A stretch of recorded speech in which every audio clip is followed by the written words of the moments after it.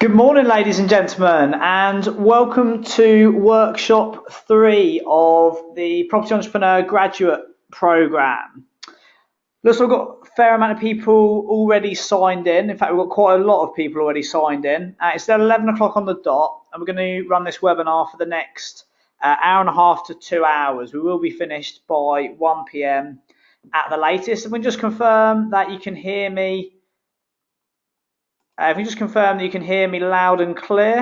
If you just want to pop into the question box, let me know you can hear me loud and clear where you're joining us from this morning.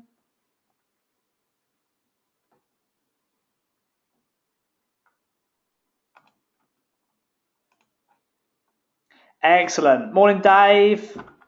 Blimey, we've got a lot of people on. Morning, morning, Dave. Morning, Seb. Morning, Andy.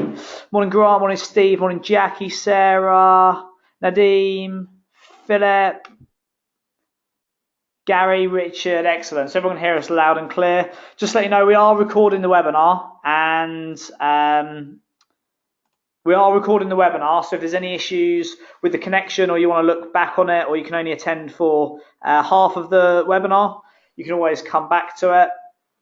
Just to give you a heads up, I am going to mention this during the webinar, but if you've not already got your journals and a pen, or a pad of paper and a pen, I'd highly recommend getting them. There's going to be a lot of information to take today. It is going to be recorded, so you can go back to it. There's going to be a lot of information you might want to take notes on. So I'm just going to give everyone a minute or so. We've got about we're down to the last sort of 20 people or so that we're waiting to log in. So we're going to give them a couple of minutes, and it's 2 minutes past 11. I'll be back online at 4 minutes past, and we'll be starting straight away. If you don't have a pen and pencil or a drink, feel free to grab that now, and I'll be back online in about 90 seconds or so.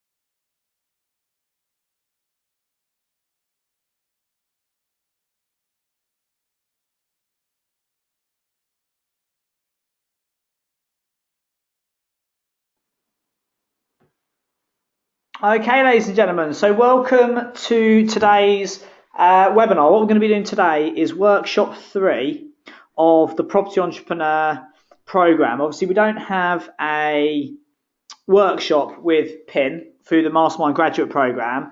However, Property Entrepreneur, as we're aware, we all run businesses, and they do run for the 12 months. And it's really important through the Property Entrepreneur Programme to understand what to do and when to do it. And December into January is a really, really important time for various reasons. What we're going to look at today is we're going to essentially mop up a lot of the stuff we've covered already to make sure you're up to speed, you understand it, you get any questions that you've got answered, and then I'm going to give you the final bit of training for the autumn period. And by the end of today's webinar, you'll have clarity on what's required to get you to the next step, which is going to take place at the end of January. Coming back to the first point, you'll remember that we talked about Jim Rohn's concept of don't start until it's finished. And that's exactly what we're going to be doing over the next 3 to 4 weeks. Building businesses aren't, it's not a linear experience, as we've talked about. Businesses don't just grow and grow and grow and, organically they take on a new shape and instinctively you know what to do. They grow in more of a cyclical nature, and this is why we use the 4 seasons to build our businesses. And, we've seen the success of that in other companies across the industry. We're now going to apply that this year to your companies to make sure that you can benefit from doing the same. So today's webinar is all about don't start until it's finished. And I'm going to take you through what that means now.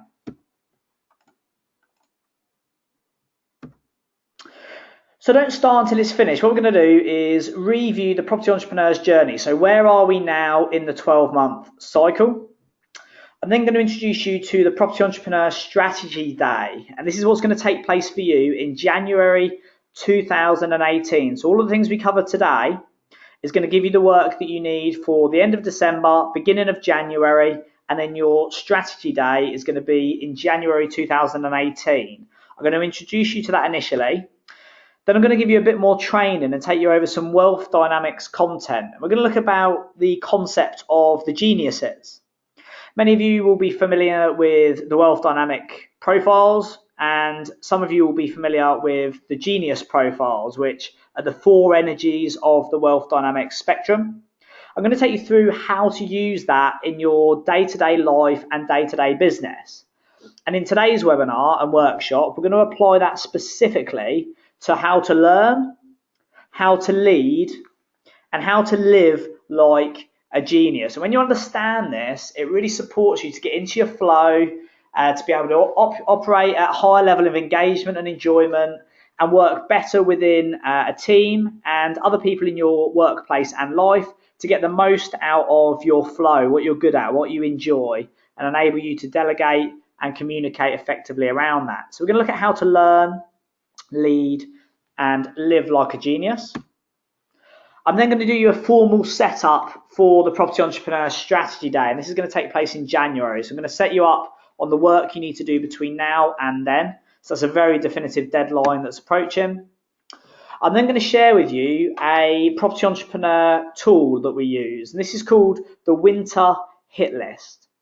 The Winter Hit List, without a doubt, will introduce the highest level of progress for you during the winter period. I'm going to show you how to operate as one of the leading companies that enables you to stop, fix, repair, and then recharge, as opposed to those that go summer, burn out, break, and eventually fall to pieces. The Winter Hit List is the most important and highest value tool that we use to get the most out of the winter season to achieve that. And then I'm going to finish by giving you another life hack. So I've said every workshop, I'm going to give you a life hack. And this one is called the Handful of Habits. And this is something we use on the Property Entrepreneur Boardroom Program. And it's an absolute game changer to ensure that you're operating at the top of your game whenever every opportunity. So just to remind you where we are now, so on your screen you've got before we go into this, just a quick note for those of you that have just joined us, we've only got about 10 people from Graduate that haven't joined us on this webinar, so it's great to see such a high attendance despite it being a remote program. If you weren't here initially before I started the webinar, I did say if you haven't already got a pen and paper, your pen and your journals, I would recommend grabbing those because you have lots of notes to take today.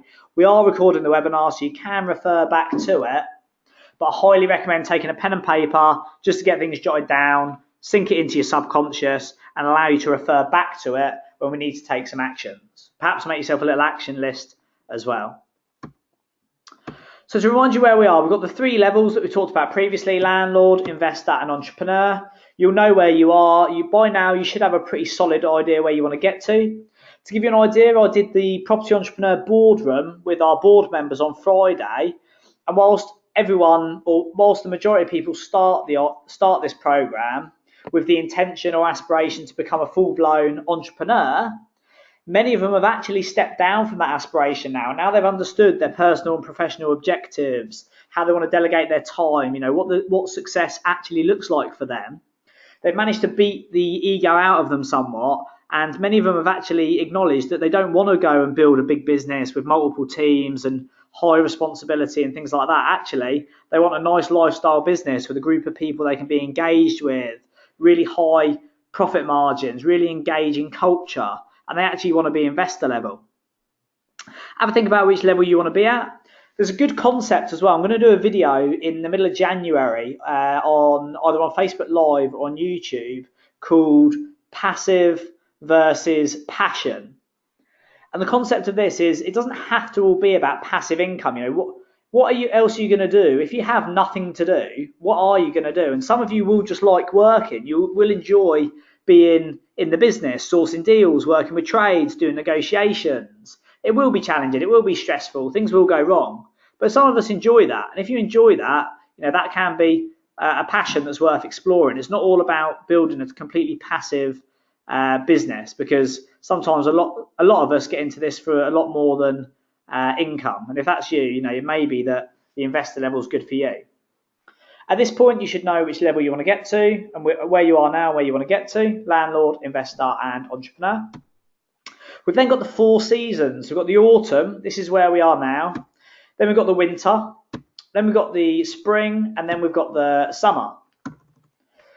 Pulling it back to the autumn, at the bottom of your screen, bottom left-hand corner, we're in that final stretch of autumn now. So in this final stretch of autumn, we need to nail down the strategy, take all of the lessons and learnings we've learned so far, and pin down what is the actual strategy we want to go forward with.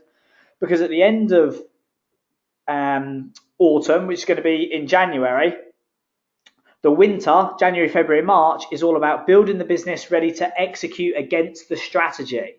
So in the next 2 or 3 weeks, you really need to pin this strategy down and take us into winter. In winter, we're then going to build the business, get it ready, lift the bonnet. You know, we talk about the car. In autumn, listen to the engine, listen to the team, make some decisions. In the winter, lift the bonnet and actually work on the business. So change the tyres, change the engine, you know, change the driver and the passenger if you need to.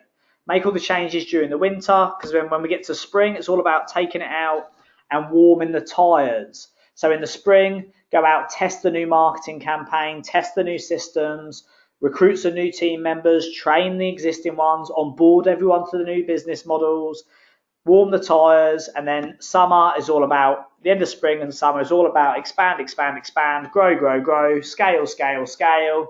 And then by the time you get to the end of the summer, you're exhausted again, flick the car onto cruise control, listen to it again, and then we go back round the circle. So this is the 12-month cycle that we adopt on Property Entrepreneur, and this is what I'm encouraging you to take on board for the next 12 months. There's 5 problems we need to overcome. We've been through this before. Just to remind you, the first one is lack of clarity. If you're in the same place as me now, you've probably got lots of questions about your business. Maybe you know your targets, but you're like, who's going to do what? How many people am I going to recruit? Who's going to do what workload? How many deals am I going to do in that business? The lack of clarity is the problem that all entrepreneurs and investors face, and we need to nail that during the autumn period. By the end of autumn, we will do the strategy day, and that will give you absolute that will be when you commit to your strategy and show you exactly what the strategy of the business is going to be. You'll have absolute clarity by January, and then we're going to go in the winter and we overcome the challenges of lack of system and lack of finance. We're going to overcome those during the winter. Then we're going to look at building the dream team and overcome the lack of expertise or capacity in the business for spring. And then in the summer, we're going to be focusing on how to magnetize the business, how to create a very strong pipeline of good quality leads that you actually want to do business with. So that's the cycle. That'll take us up to the end of the year, and looking forward towards the next phase of what it is we're dealing with now. The strategy day is the next key date in your diary. This is the next line in the sand. And by this point, you have to have completed all of the exercises that we've done today. And you're going to have to stand up and present this in January. So there's literally no getting away from this apart from not attending. And obviously, That's not in anyone's interest because that's not what you signed up for. The strategy day is the next line in the sand. That's a photo from our strategy day last year. I'm going to tell you about what this involves later on. The important thing to note now is the strategy day is the next line in the sand where you're going to stand up. At the moment now, you might have a lack of clarity.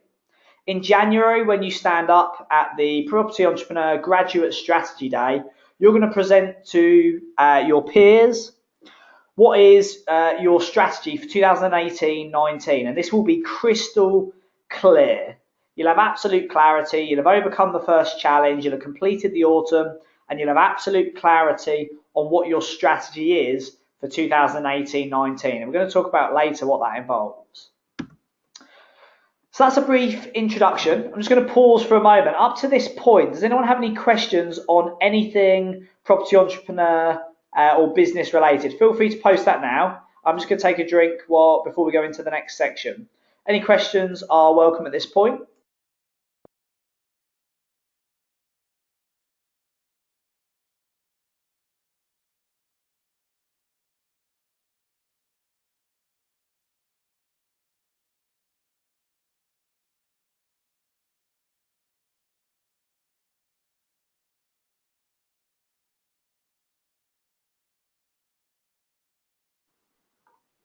Okay, so good first question. With regards to geniuses, what wealth dynamic profile is a genius? I'm going to take you through that in a moment. That's actually the next bit. With regards to the board program, so the board, on the board we do what we do on these. If you think this is a 90-minute slot, and the board is a full day slot every month, so we do go a lot deeper on the board, and we do some other material. What we're doing here is the core elements that you need to enable you to apply this in practice. You get more than enough on this. You don't need to worry about the other bits that aren't included. With regards to the seasonality, so people are asking about what about if the strategy that they're looking at takes longer than the summer? Yeah, that's not a problem at all. So the seasonality works in line with your business model.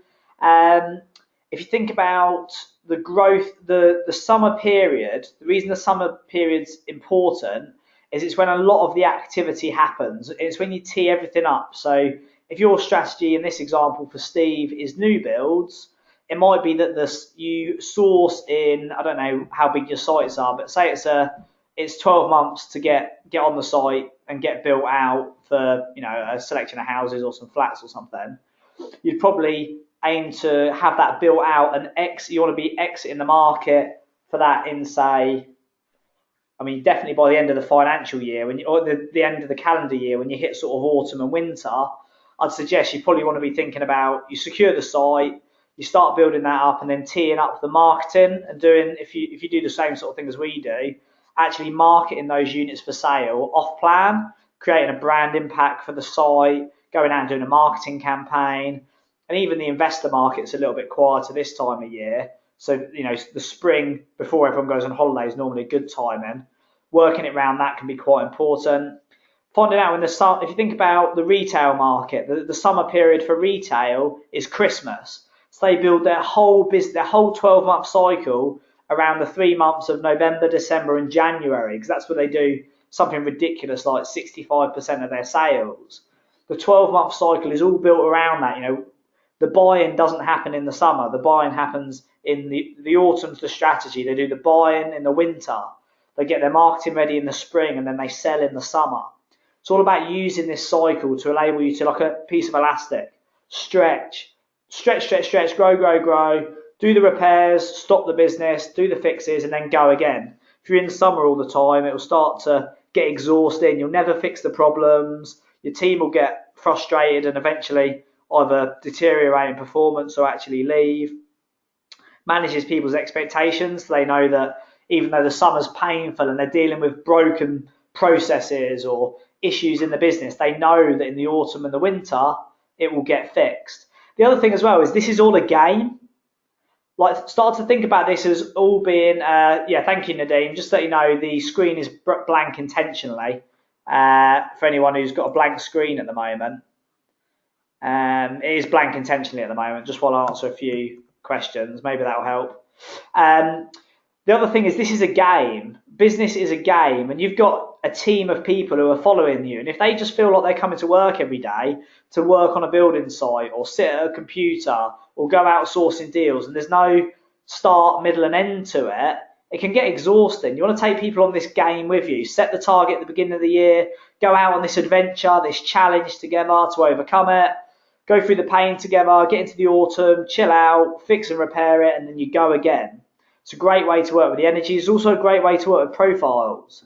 Different people in your business will have different profiles, and you need the back office to be winter and autumn, to be steels and tempos.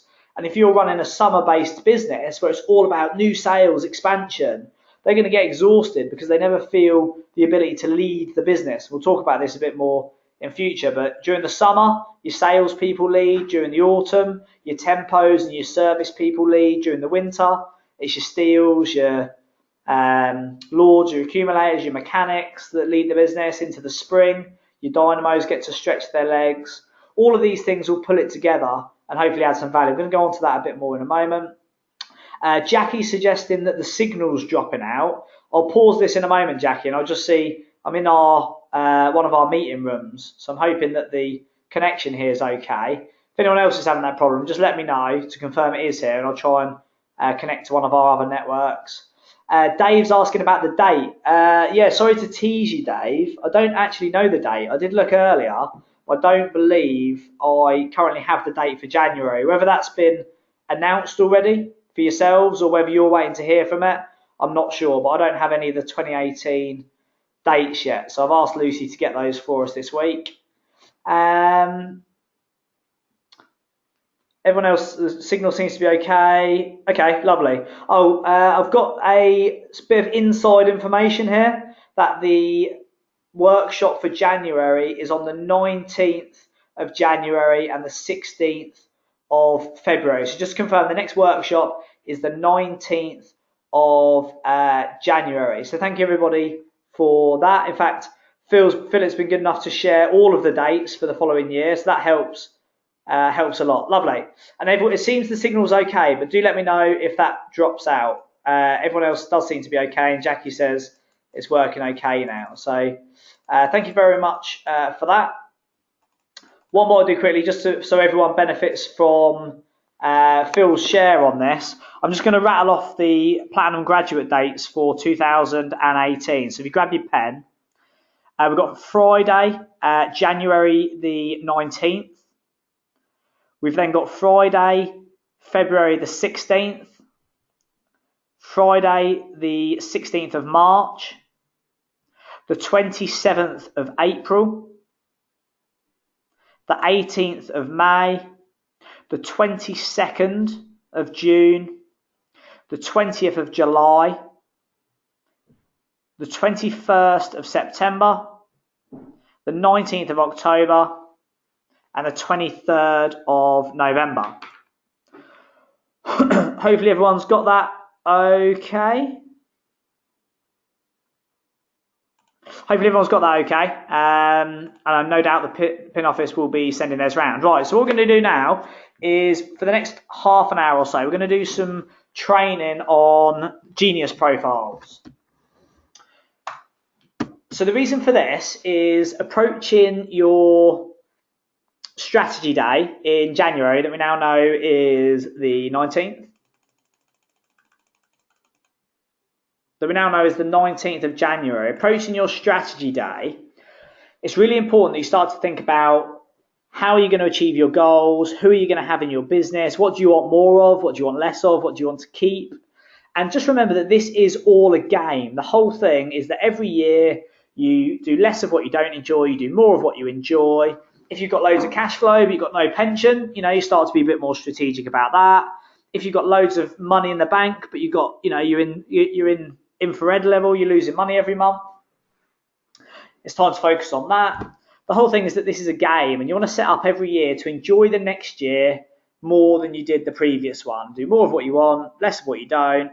And one way to achieve that is working with a team. Whether these are your friends and family or a couple of friends that are helping you out with your business, or you're actually building a proper team of maybe you've got a PA. If you haven't already got a PA or VA, honestly, it is the biggest game changer in the world. And you can have one on a pay-as-you-go contract for, say, £10 or £11 an hour. Get yourself a VA, PA, they will change your life if you get a good one.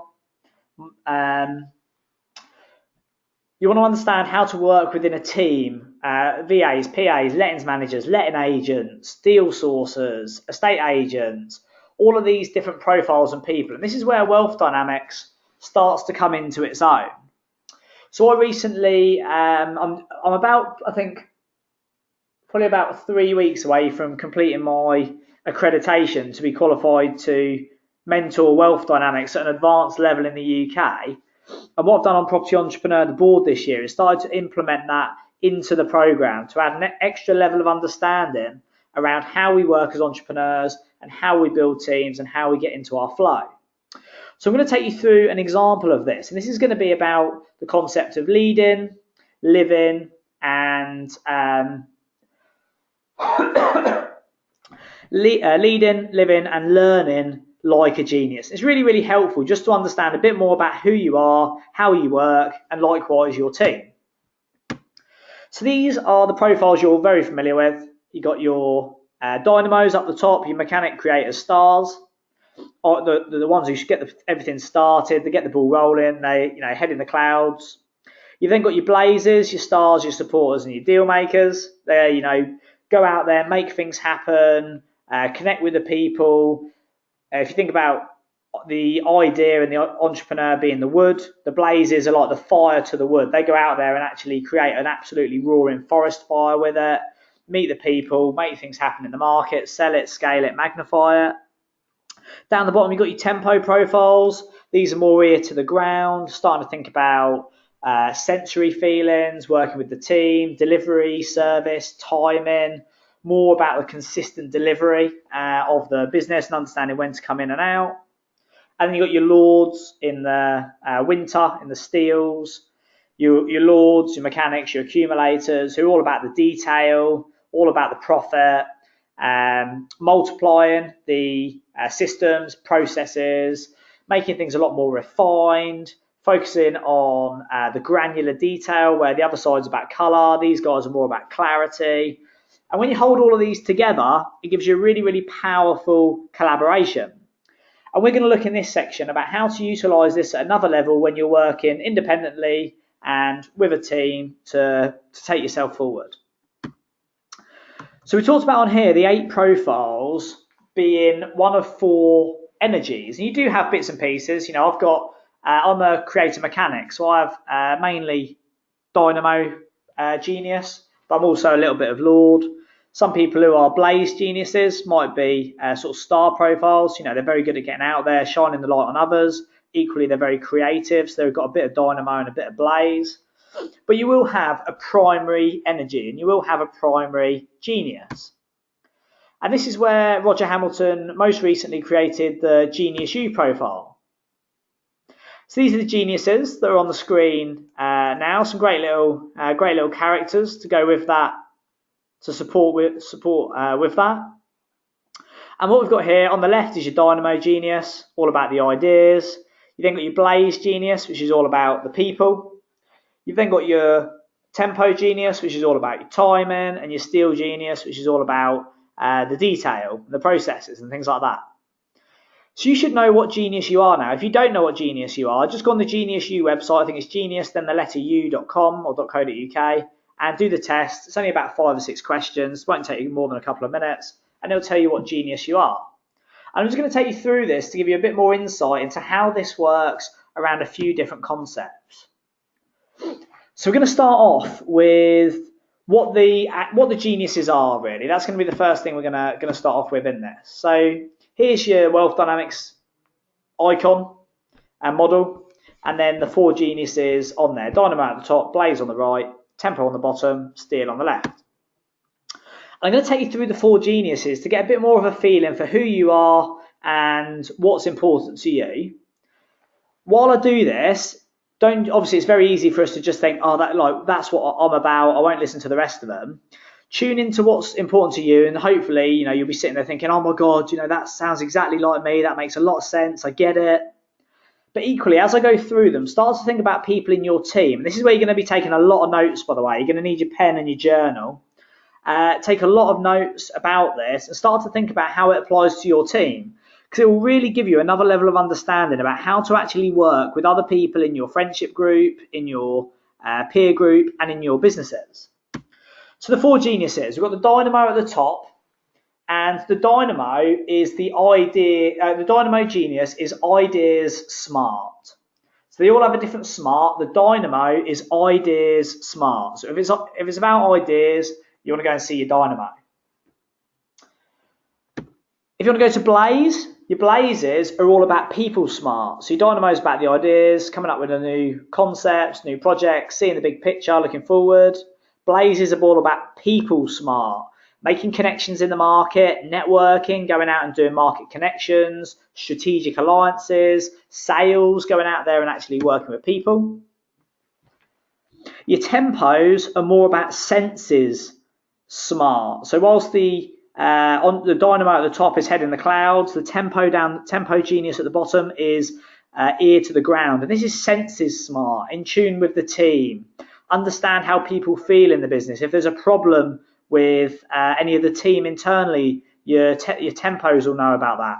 They'll be very in tune to the services of the business. They'll understand how your clients are feeling. They'll understand how to handle inquiries and complaints and all of these sort of things. They'll be very, very in tune with the flow of the business, the timing of the business, how things work on a daily basis.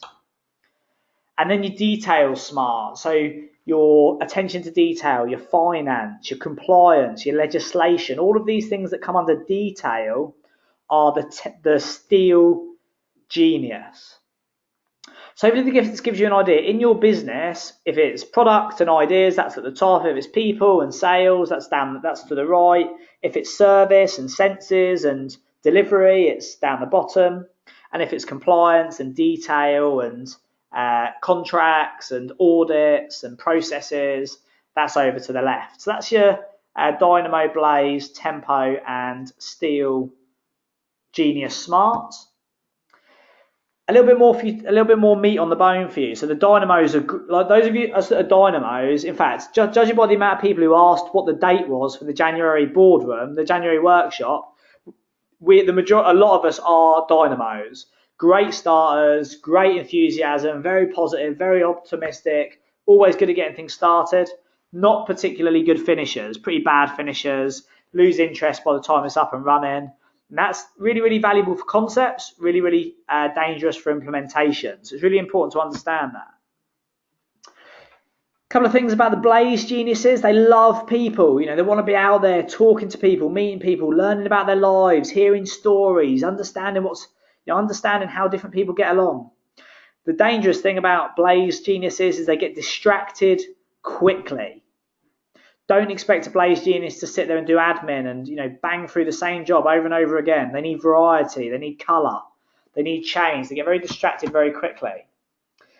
Tempo geniuses, very grounded. They can be very ear to the ground. They can be they can roll their sleeves up, get stuck in. They can fight in the moment. They can just deal with the project at hand. They can be very grounded and deal with challenge. Equally, though, they can get lost in activity. They can just overcomplicate things. They can struggle to see the wood from the tree sometimes. They roll the sleeves up, they get stuck in, but they just get consumed by the day-to-day as the tempo genius. Steel genius takes care of the detail, so looks after your compliance, looks after your audits, looks after your admin, make sure your contracts are done. They'll look after the detail for you. Don't need to worry about that. They will be, however, over-cautious. You've got to find a good balance of other people's optimism and perhaps a tempo's cautiousness or pessimism, looking at what could potentially go wrong in all of this. So hopefully that gives you a bit of an insight into the 4 geniuses and what you can expect from those. I'll just pop that on the screen. Maybe if you're not already taking note, if you're not getting this down quick enough in notes, you can do a quick screenshot. That'll give you something to refer to. These are the people you need in your business, and they all need to do different things. What you'll notice as well, as we go through the seasons, we're currently in autumn, which is tempo smart. So ear to the ground, listening to the business, finding out what does work, what doesn't work. Then we're going into the winter, detail, processes, finance, operation. That'll be led by the tempo genius, the steel geniuses. Then we're back into spring, looking at the new ideas, new green shoots, putting things into play, launching new campaigns, recruiting new people, creating new training programs, onboarding people to your business, getting the dynamos in to lead the way and bang the drum. And then for rapid growth, it's over to the blazes. Go out there, meet with people, let the properties, let the rooms, sell the new builds, get out there and actually make things happen.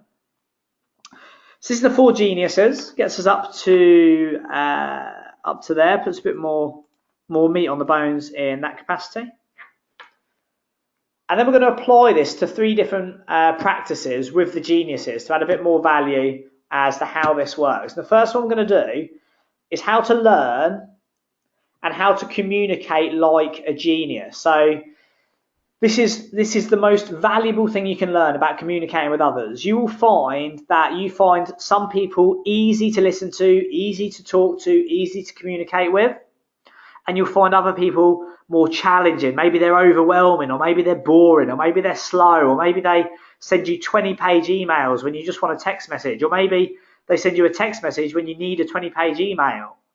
This is because we're all different, and you need to learn how to communicate and learn like a genius. So this will help you to communicate with your team, how you learn, and how to train and support others.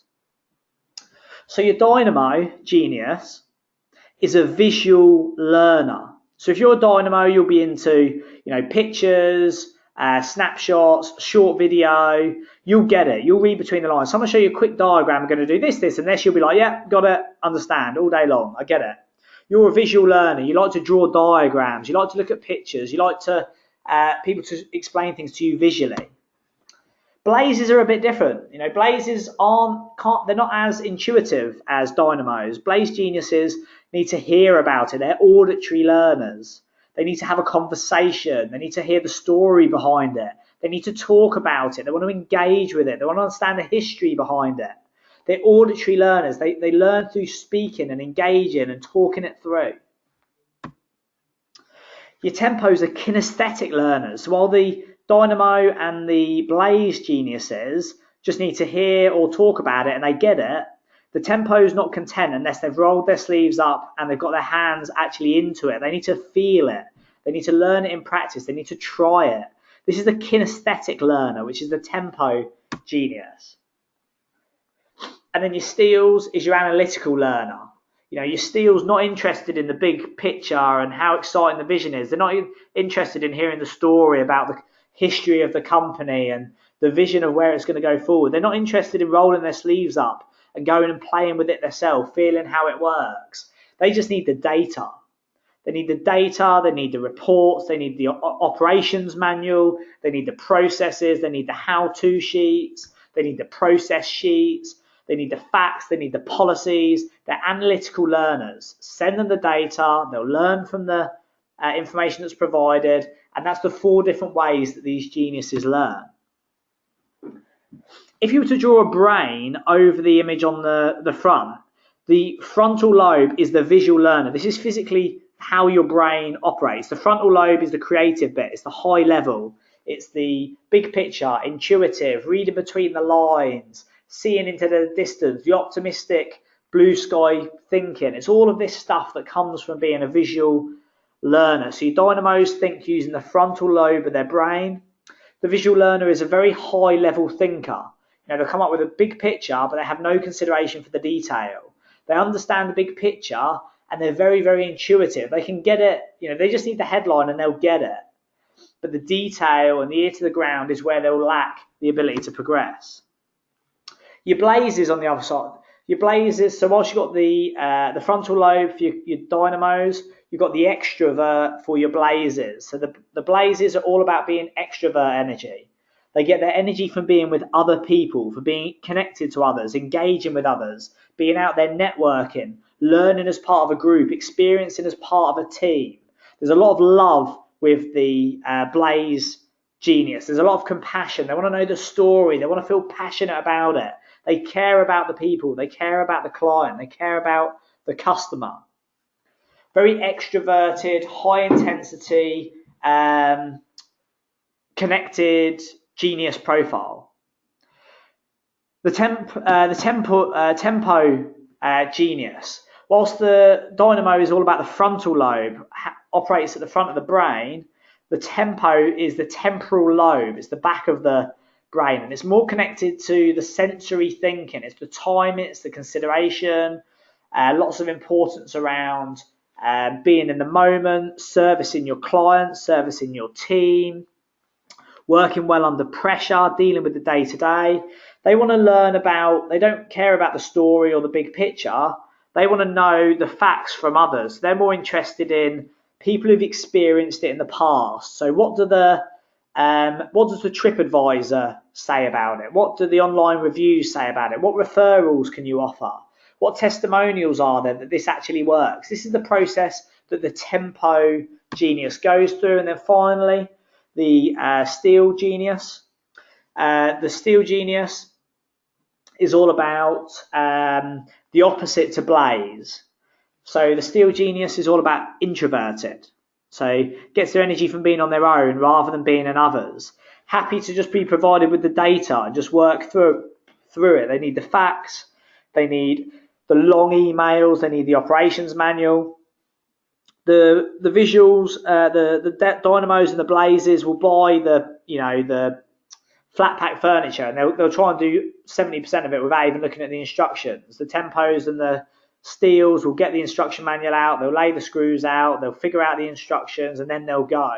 They'll point and shoot rather than shoot and point. They'll point and shoot rather than shoot and point. So they're more the analytical learners, introverted, more about the facts, manuals, and data. Right, so now there's a few key words you need to jot down in your notes, and this will really, really help you to understand who does what at each step of the journey. So your dynamo genius is all about think and what. So their communication and learning strategy is all about thinking. It's all about reading between the lines. It's all about the big picture. And if you need to know what to do in the business, it's your dynamo you turn to. If there's a problem that needs some dynamic solution, it's obviously your dynamo. If it's a product that needs creating, it's your dynamo. If there's a market that needs considering and a niche needs identifying, it's your dynamo. Anything that's to do with what should we create? What should we invest in? What should we do to overcome this problem? What marketing campaign should we run? What branding strategy should we create? All of these what's are your dynamos. If we head over to blazes, whilst the dynamos are about thinking, head in the clouds, coming up with a new idea, the dynamo, the way the dynamo learns and communicates is through talking. Talking about the product, talking about the opportunity to join venture, going out there making connections. And whilst the dynamo can come up with the what, the blaze genius is all about the who. So who are we going to sell this to? Who do we connect it with? Who do we connect with? Who do we partner with? Who do we sell to? Who's going to go and live in this house? Who's going to buy these properties? Who's going to move into these rooms? The blaze genius is the one that goes out there and finds the people. They're very well connected. They just have an opportunity. They can build rapport with almost anyone if they're self-aware. If they're not, they can overwhelm a lot of people. A blaze is very high energy. It's very extroverted. You will have experienced conversations with blazes in the past. If we move around to the tempo genius, it's all about the learning and communication style. It's all about the touch and the feel. So being involved in the process. So for example, Dynamo might watch a 3-minute promo video on a software and be sold on it or not. Whereas a tempo would want to log in, experience the trial process, try it out, feel how the processes work within it. And whereas a dynamo is the what, the blaze is the who, the tempo is all about when. When should we launch this to the market? When should we introduce the new systems?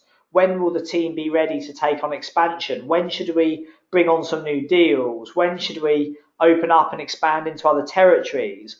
When is all about getting a feel for the timing, the timing, the flow, where the business is, and when would be suitable. So the touch and feel and when is your tempos. And then heading over to the analytical learner, so the Steel Genius. The Steel Genius is all about analysing. So the way that they learn is all about analysing the information, looking at the detail, going through it with a fine-tooth comb. And it's these guys that you need to lead, or it's these guys that you need to step up when you're looking at the how. So they want to know, how's this going to work? How are we going to fund it? How are we going to deliver the processes? You say we're going to do this. How are we going to do that? How are we going to do this? They're all about the how. They'll bring the how to the table. And as you see again, as we go through the cycle, as we move through the cycle and the seasons, we move from one profile to the next. So the dynamo comes up with the what. It then passes round to the blaze in the summer, who gives you the who.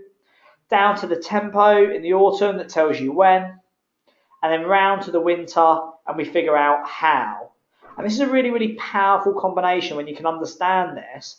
And when you understand how these profiles work, you can use this to communicate with them in that fashion.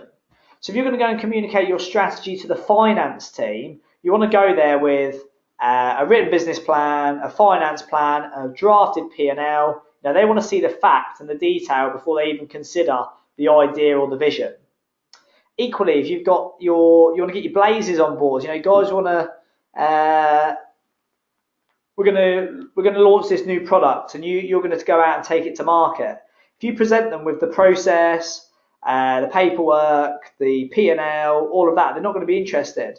If you build up the hype and tell them about the experience, we've come up with this new product, it's going to take us into this industry. What it's going to do is it's going to open us up to the biggest part of our market that's not yet tapped in. You're going to go out there meeting with people. You're going to be dealing with these guys. It's going to give you a lot more time to go out and build your network, sell it like that. They're going to be a lot more interested in the experience and the story.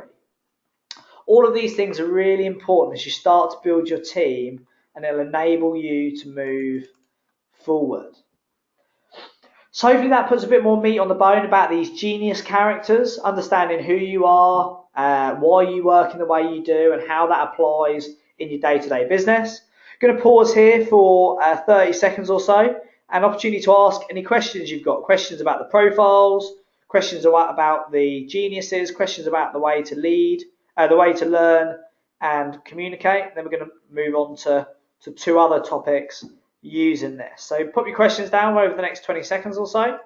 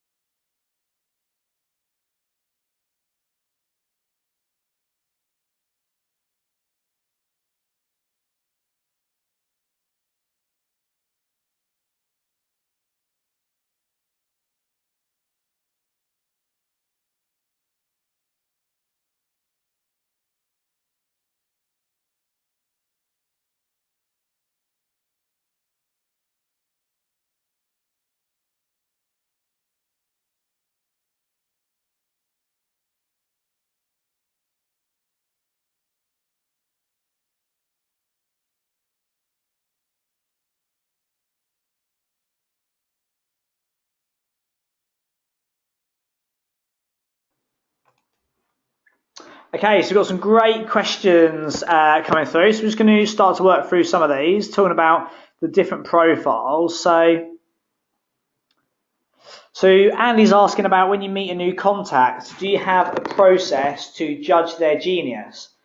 Okay, so for those of you this is reasonably new to, I appreciate, it's a lot to take on board. It will take a while to get a hang of it, but the more and more you read around it, if you've not read Your Life, Your Legacy by Roger Hamilton, I'd highly recommend reading that as a good starting point. The more you start to read about this, the more educated you get, and you do these energies without sounding too sort of spiritual or extreme. You can feel someone's energy. When you meet somebody, you can feel their energy by the way they talk, the energy that they carry, the way they non-verbally communicate. You can also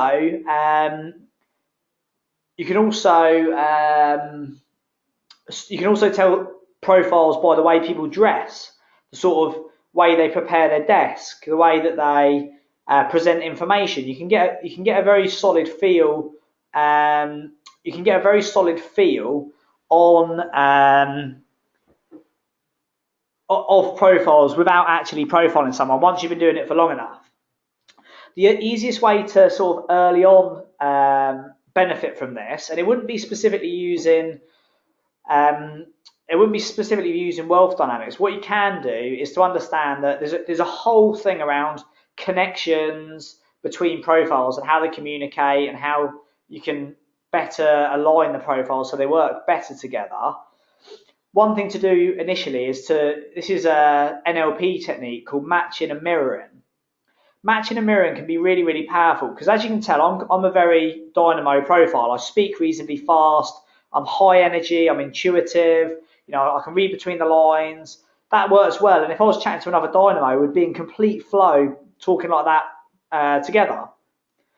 The challenge, however, is if I meet somebody who's not a dynamo and they're perhaps a steel, and they speak in a lot more considered tone, and their thought process is a significantly reduced frequency, and the data is more important than the excitement. When you understand that, you can start to match and mirror them, and you can hear that they speak on a different frequency. If you try and match and mirror their body actions and the frequency at which they think and the tone and speed at which they talk, if you can start to do that, it will enable you to connect and develop rapport by mirroring and matching. And that's one way to fast track this if you want to connect with somebody who's a different profile but you don't know what profile they are.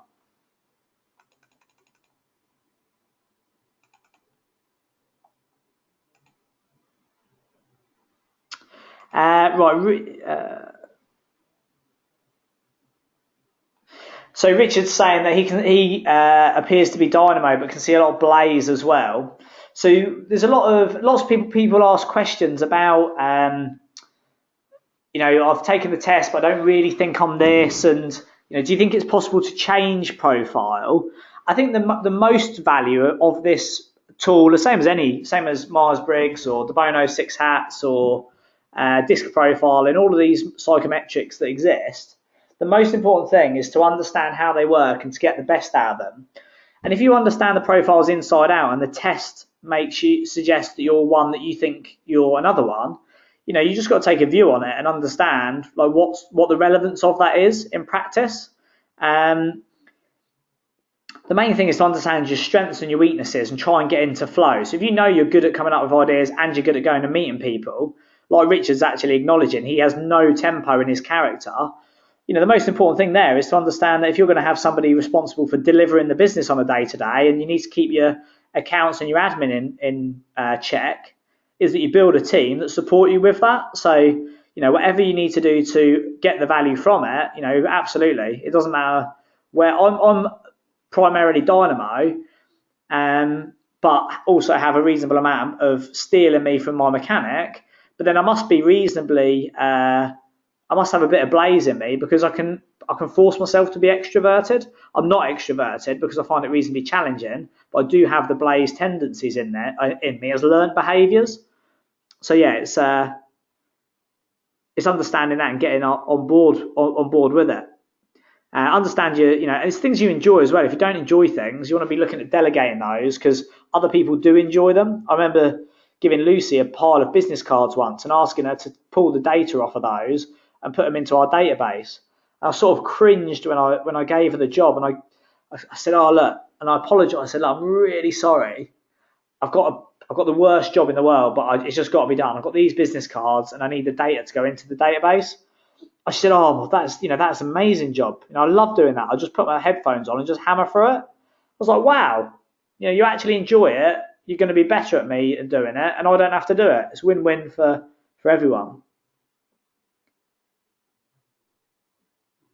With regards to redoing the Wealth Dynamics test, so Jackie's asking how to redo it. So if you go on to Wealth Dynamics, you can pay, I think it's $97.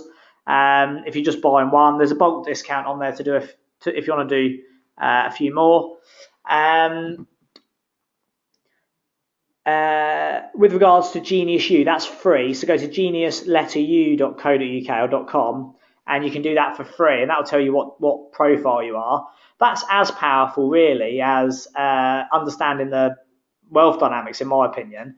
Wealth Dynamics is a much deeper, a lot higher, a lot more detailed understanding. But Genius U gives you the general energy, and I think that can be very powerful. In the early days as well, it can stop it from becoming confusing. Because I know a lot of people get confused, myself included in some capacities. We say, well, what's the difference between a Lord and an accumulator? And so there's some headline facts, but they have a lot of similarities. And during the early stages, it's good to get onto the genius levels first. Phil Hannibal's got some Wealth Dynamics tokens, so drop him a private message, and no doubt he'll be happy to support with that.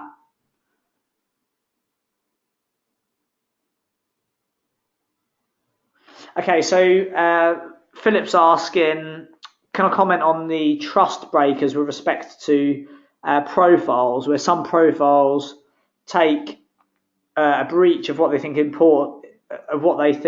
important by another profile and can cause harm to the business? Well, this happens a lot. So this is where, so it's about the trust. There's the trust element of it, but there's also the operational element of it. When you don't have a shared understanding of this, if you go into any of our businesses, people know what this all means, and they understand that people think differently and they communicate differently and they learn differently. What you'll find is that between the profiles, where there's things that create issues, is natural friction between profiles. So the sales team will quite often be at friction with the admin or the back office or the operational team. The sales team aren't interested in doing their processes. They don't want to do their paperwork. They don't want to follow the process that they should do. Whereas the back office and the steel profiles, all they want is for everything to be absolutely perfect, and it does create a lot of friction.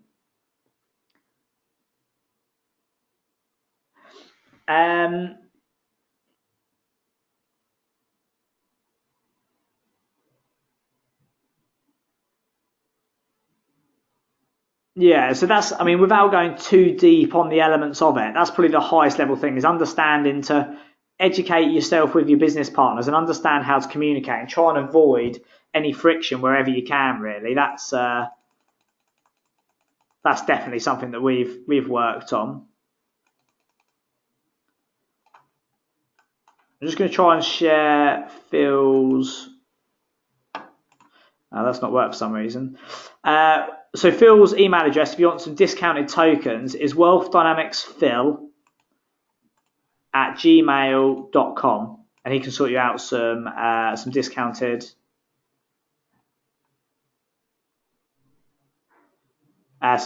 tokens. I've got a lot of questions there. I'm trying to get through as many as I can, but I'm also conscious of time. So just take one more.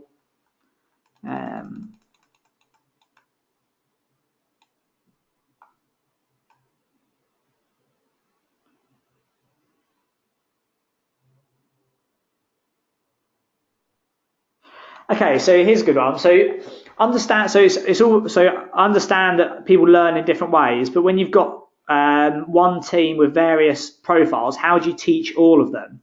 So this is in your team. If you've got to communicate the same message to lots of different profiles, how do you do that? Well, there's a number of ways you can do this. So this is called basically repurposing. And we use it in marketing a lot. So when you repurpose content, you'll see, for example, many of you will have seen the 30 things I learned by 30 blog that I wrote. So what I did was I wrote that in a blog, which was 2 pages long, all in bullet points. That would appeal to your your dynamos and your blazers. You want to get the information quick, skim through it, pull out the information. We then wanted to appeal to the steals and the tempos as well. So what we did was a video series. So on YouTube, I did each of those points, but rather than be a 5-minute blog and you can read all 30, it became 30 5-minute videos. So it added more information, put more meat on the bones, gave a bit more detail, and that was something for everyone.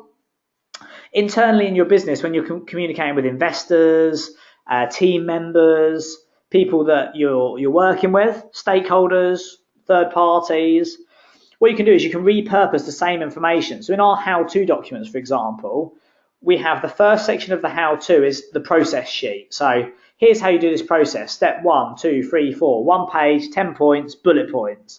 That's for your high-level thinkers. We then have your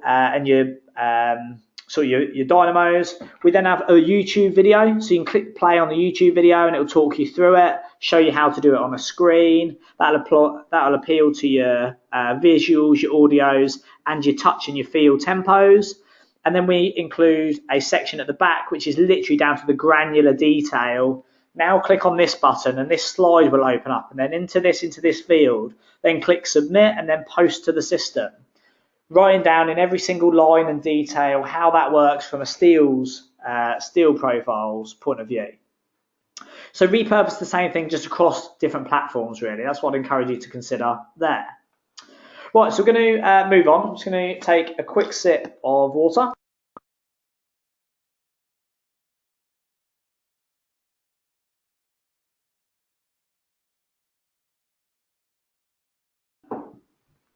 Okay, so we've done what the geniuses are, we've done learn and communicate. Now we're going to move on to how to lead like a genius. So there's 2 main values in this.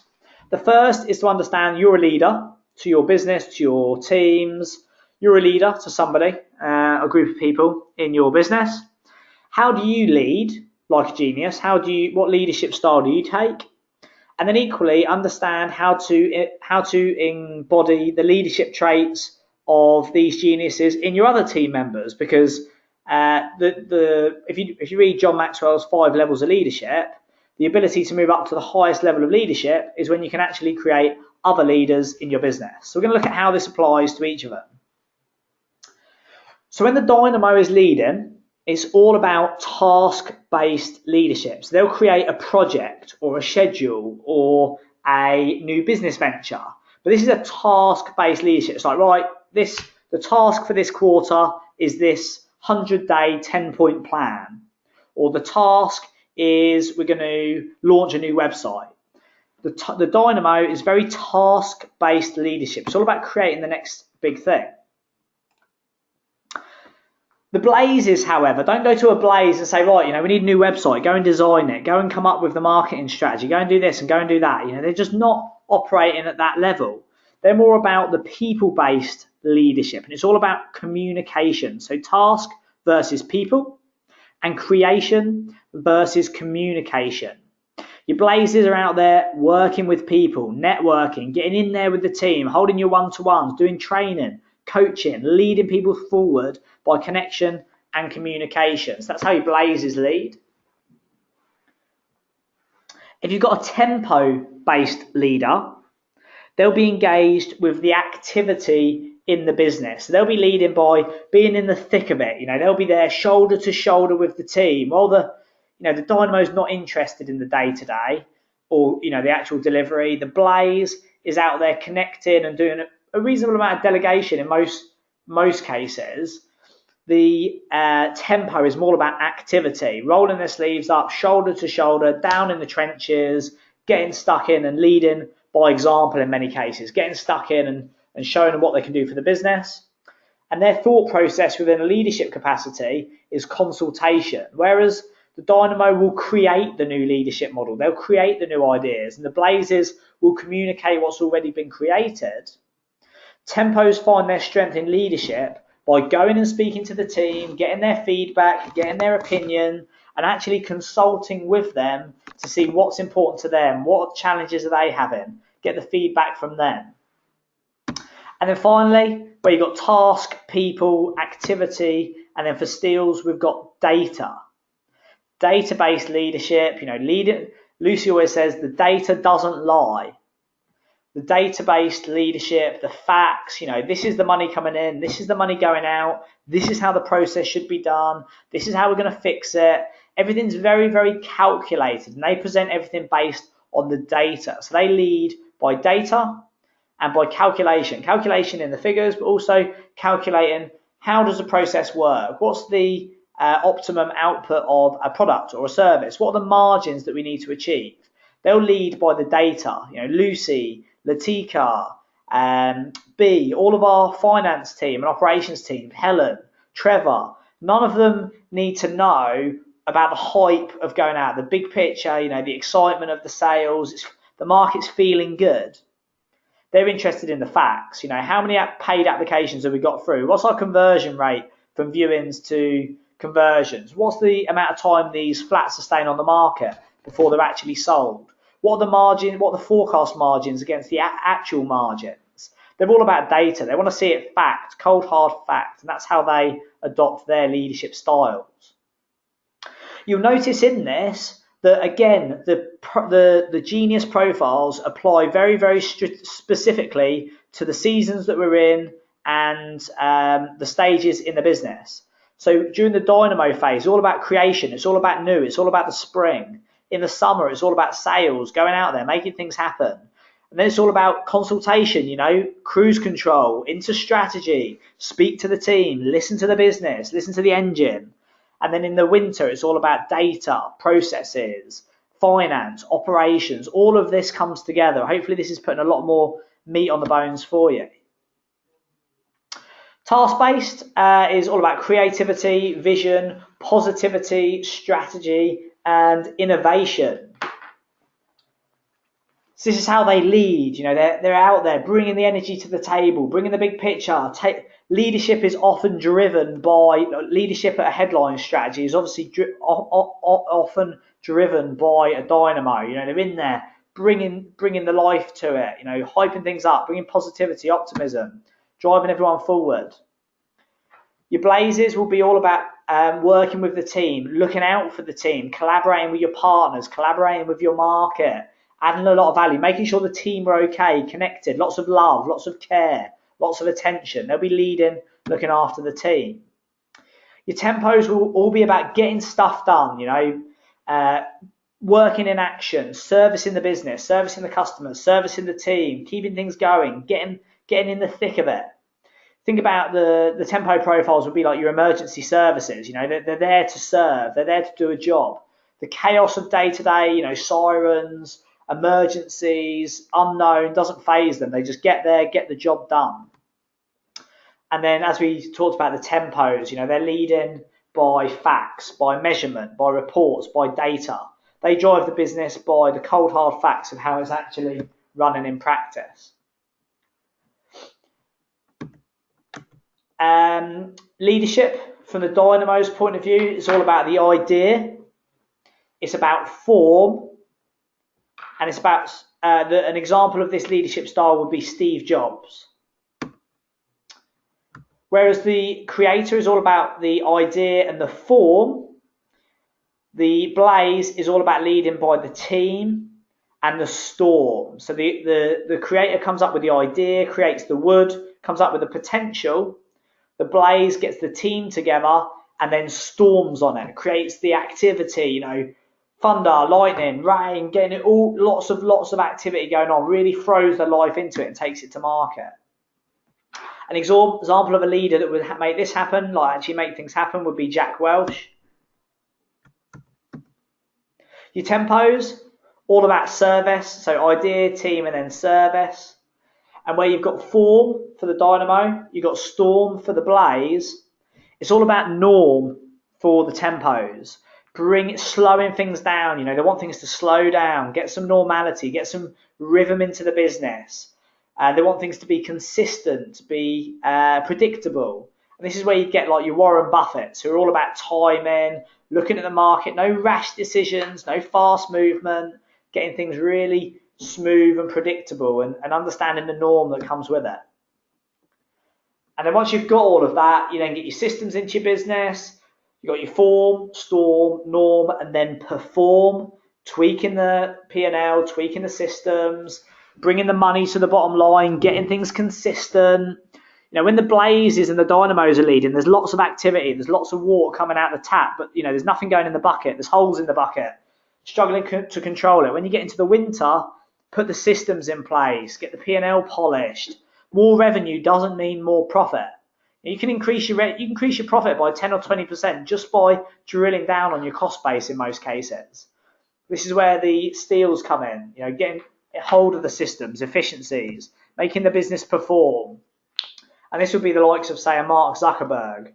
Creates a solid system, refining the system, increasing the performance, introducing additional revenue streams, growing the customer base by algorithms and all these connections, these sort of things. And these are the different leadership styles you're going to experience within your business. And it's really, really powerful to understand who takes lead of what. So when it's about going out there, if you're a dynamo, it's all about coming up with the idea. When it comes down to getting the team together, you know, rallying the troops, driving the culture, going out there and actually making things happen. On the ground with the connection, it's more about your blazers. Send those guys out to scale it. Send those guys out to do the sales. Send those guys out to make it happen. Then it's down to delivery. You know, you've made load of sales. You've got a whole pipeline of deals. Now it's like, oh my God, we've got 4 refurbs starting this month, or we've got 150 new tenants move in that need to be serviced. All of these things, it then goes into tempo, and these guys take over and bring some normality into the business. Right, guys, just calm down. Let's deal with it. Like, problem 1 dealt with. You know, let's crack on. Let's get our head down. Let's push through. And once you've got some normality back in the business, you've got some rhythm, over to the steals, into the winter, refine the systems, get the performance into the business, make sure the P&L is well polished, get all the KPI reports to start operating effectively, get your database leaders to start to calculate how do we actually take this forward. And that'll give you another layer to understand this, some more skin to the bones, help you to take all of this forward.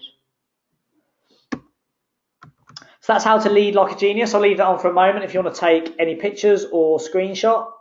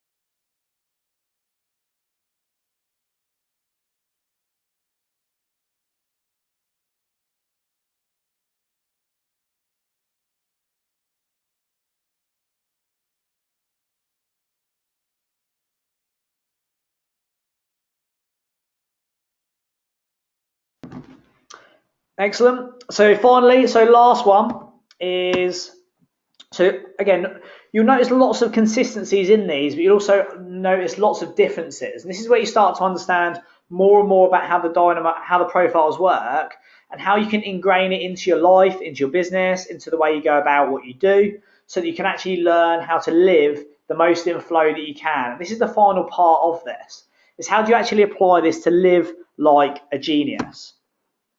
So this gives you an idea of what's important to each of the profiles. So for a dynamo, it's all about freedom. They want to be freedom of their own time, freedom of their own decisions, freedom of their own destiny.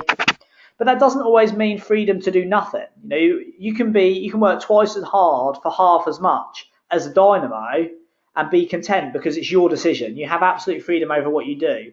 And working for yourself is a challenge at times. For the Blaze, it's all about fun. They want to be out, fun, projects, engaged with people. They want to be having a good time. One of the most important things for a Blaze genius to be in flow is that they're having fun. So try not to suffocate them with too many processes or policies. A Tempo wants to have connection with the team, connection with the business, connection with the processes, connection with their workload. They want to understand how it's all happening and feel at one with what they're doing, and whether that's personal or professional. And then what's most important for a Steel genius is certainty. They want to have certainty over what is actually going to happen. They don't like last minute decisions. They don't like change. All the things that might be exciting for a Dynamo or a Blaze is not so well received by the Steels. They want certainty. They want a clear workload. They want to know what's going on. They just want to get their head down and crack on with it. To live like a genius and be in your flow as a dynamo, it's things like having the ability to grow, having the ability to drive your business forward, the ability to create new ideas, and have your head in the clouds in some capacity. You'll notice that these will resonate with your values. If you know what your values are, you'll notice that these are the sort of things to expect. So if you're a Blaze, whilst the Dynamo's all about growing, the Blaze is all about glowing, taking something and putting the life into it, performing as an extrovert, going out there and actually putting some energy behind things. Other things that are important to a Blaze to live well within their flow and like a genius is variety. They want to experience different things, experience different people, go out and about and see different places. These are the sort of things that are important to live like a genius as a Blaze. Connection. So for the Tempos, it's all about slowing things down, having connections with the business, some routine, some rhythm, be grounded. They want to have reliability. If you're looking at performance-related pay packages, it's your Dynamos and your Blazes that will jump on that one. Tempos and Steels are more interested in certainty. They want absolute certainty over what's happening, less interested in the variety. The Tempos want to have it down, have the detail down, and be running that together.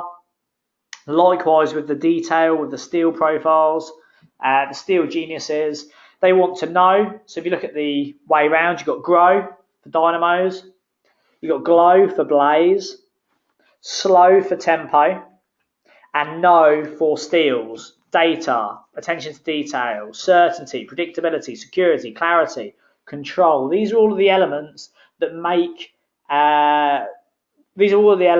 pull each of the profiles into flow and make sure that they're engaged with what they do, they're enjoying it, and it's in line with their values and their aspirations.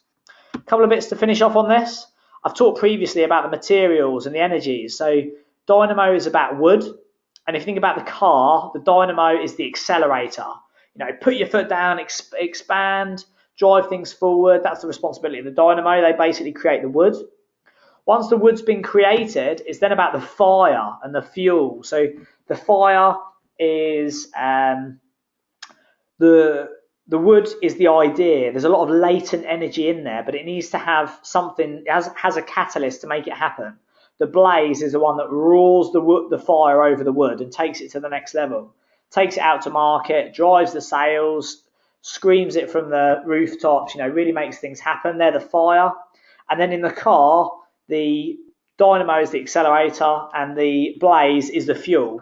The car's there and it's ready to go and it's got lots of latent potential, but it requires the fuel to actually fire around it, to actually get the thing going. And this is to keep it running at a high frequency and a high pace, it's your blazes that then take it out, do the sales, do the marketing, do the networking, all of those things. Once the fires burn out and the energy levels have started to drop, all of the energy then goes from the fire off the wood into the earth and below the ground. And this is where the tempo comes in. The tempo is like the brake on the car. The tempo slows things down, brings some normality into it, starts to put some law and order in. And this is what you get with your tempo geniuses, the earth and the brake. And then finally we finish with the steels. And steel is the metal, the cold, hard, solid metal, lots of certainty, lots of clarity. And these guys are the mechanics. They'll take the car, they won't drive it, they'll take it to pieces, they'll put it back together, they'll make it better, they'll improve it, they'll focus on all the elements to make sure they're working as well as they can. And when you put all of this together, this is how we can all learn to live like a genius, and how we can understand what's important to our fellow team members, our business partners, our friends, our family, how all of this comes together and what's important to them. When you're creating job roles for people and you're creating opportunities for investors and you're creating presentations and proposals for the market or marketing campaigns, understanding who you're pitching to, how you do it, what's important to them is really, really valuable to take this to the next level. So hopefully that gives you a good insight into that. I'm going to give you a minute or so to jot those down. Take a screenshot if it's quicker. And feel free to pop any questions down. It's 12:22 now, and I'm going to come back on at 12:24. So we've got 2 minutes now. If you need to get yourself a drink, pop to the ladies and gents, want to take some notes or pop in any questions, and I'll be back with you in about 90 seconds or so.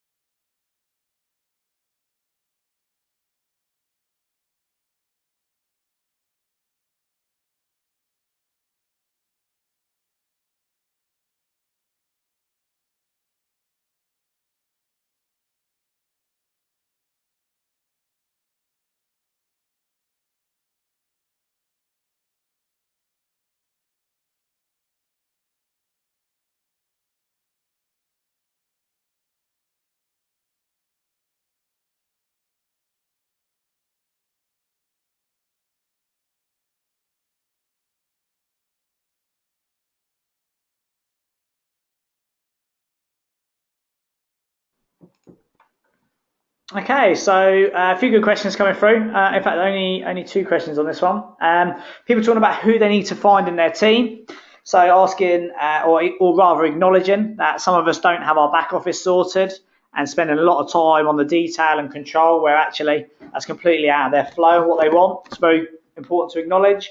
Lots of people saying that they need steals in their business, which is an interesting insight. I think that means there's probably quite a few Dynamo and Blaze geniuses on today's webinar.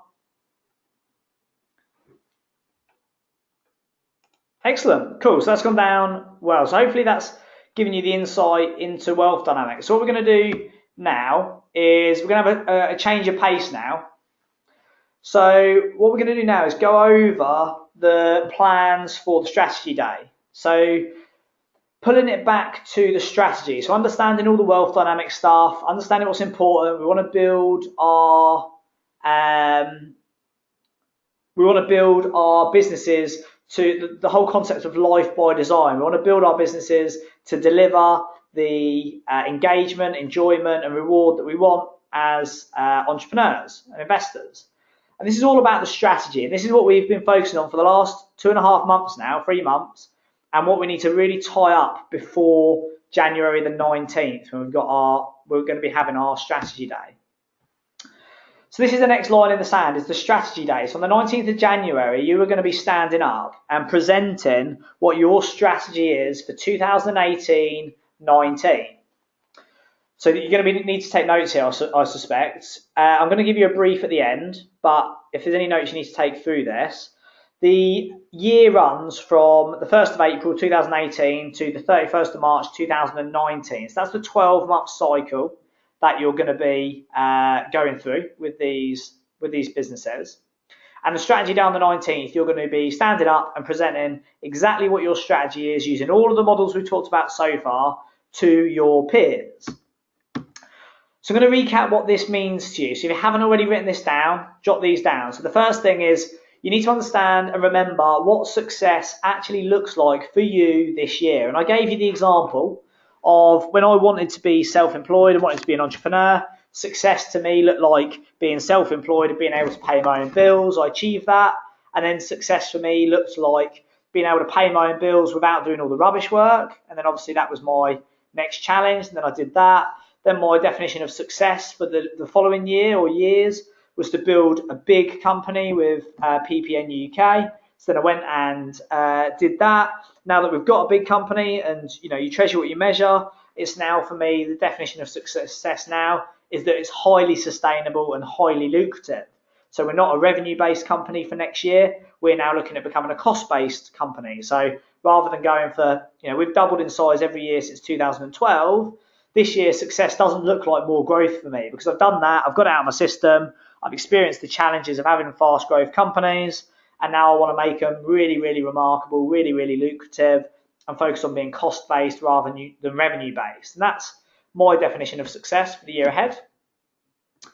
The other thing you should have by now is 3 of your own professional objectives and 3 personal objectives. And these should completely relate. So if your personal objective is to make £1 million profit, and let's say if your personal objective is to have more family time and do 3 days a week, and your professional objective is to double the size of your company in the next 12 months, they're not really aligned. And what we want to do is align our objectives to make sure we're crystal clear on them. And when you have them, it makes your decision-making process so much easier, and it just starts to change the way that you think. So 3 professional and 3 personal objectives. Personal ones are always the best ones to start with. So 3 personal, 3 professional. Your headline strategy. So what is your headline strategy for the business? And this means that in like one sentence, you can communicate to your market, to your business partners, to your life partner, to your investors, to your team. What is your headline strategy? And this might be, if you're going to be rapid growth expansion, it might be if you've got 20 rooms at the minute and you want to go to 50 rooms, the headline strategy might be get to 50 rooms. Our headline strategy for Multilet last year was get to 1,000 rooms. Our headline strategy for Portfolio Builder was get ready to scale. Our headline strategy for Property Entrepreneur was create an audience campaign. Think of your headline strategy. You need to be crystal clear. Like, where are you actually going this year? We're going to grow and we're going to diversify and we're going to start doing service accommodation and we're going to start doing flips and then we're going to do some of this and then we're going to recruit a team. None of that makes sense. You want a headline strategy that says exactly what the tone of this year is. So if it's getting better rather than bigger, that would be a good example. If it was creating the foundations, if you wanted to get the business ready for future, it might be creating the foundations. So you want to go to growth later. If it's to make loads of money, it could be to make £100,000 profit. Your headline strategy could be to make £100,000 profit. It could be, your headline strategy could be to go down to 3 days a week. Use your objectives to come up with a headline strategy that can be communicated through the business. And you understand then, this is my strategy for the 12 months ahead. Crystal clear in one sentence. What is your headline strategy? Next, make sure the ladder is not up against the wrong wall. So what is your 1, 3 and 5 year plan? If you intend to have a lifestyle business that you can run on a day a month, don't go and spend the next year building, recruiting loads of people. Consider outsourcing instead. What is your 1, 3 and 5 year plan? If you want to exit the business in the next 18 months, don't go and buy 20 development projects that are going to take you 2 years to develop. What are your 1, 3 and 5 year plans? Make sure you've got those pinned down. You understand what they are. It doesn't have to be all about money, but money is as crucial as blood flowing through your body. What are your financial targets for this year? Are you focusing on cash flow? Are you focusing on assets? Are you focusing on profit? How much cash flow do you currently earn? How much do you want to earn? How much profit do you currently make? How much do you want to make? And how much net assets do you currently own? And how much would you like to own? Or even gross assets? What is your focus? Are you someone who's got £200,000 worth of pension money in the bank, but it's going down by 50 grand a year because you're spending your money and you've got a business that's losing money, or you're living off your capital? Do you have loads of assets and you need to increase your cash flow? Or perhaps you've got loads of cash flow. You've cashed in some money, you borrowed some money, you built a portfolio, you're making some cash flow, you're making salary every month, but you have no profit at the end of the year. You're just breaking even. And the idea of owning any assets is pretty slim. You are just running a cash flow business. Maybe you're going to focus on more profit and assets. What are your targets for the year ahead? What is your cash flow? What is your profit? What are your assets? And then to pull all of this together, how are you going to distribute your focus? What is your 70% focus for next year? What is your 20% focus? And what is your 10% focus? You can't do everything. And the normal creator or Blaze, I'll say you can't do everything. And in their head, they'll think, well, I can. Trust me, you can't.